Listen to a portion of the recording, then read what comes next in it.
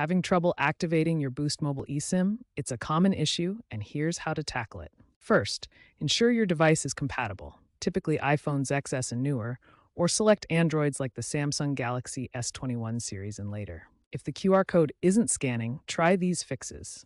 Restart your device, ensure a stable internet connection, Wi-Fi is best, and try using a third-party QR scanner app. Poor lighting or camera quality can also be the culprit. Activation problems? Check device compatibility on Boost Mobile's website and confirm you're in the US, as eSIM activation is region locked.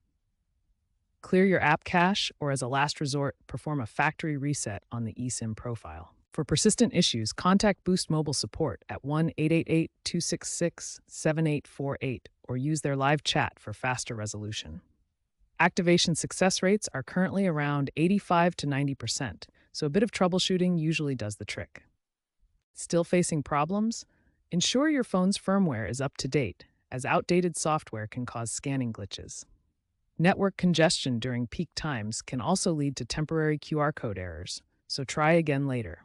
If QR scanning fails completely, advanced users can manually enter the activation details. Looking ahead, eSIM adoption is growing rapidly. Boost Mobile is integrating eSIM with more devices like smartwatches and exploring AI-driven troubleshooting for faster support.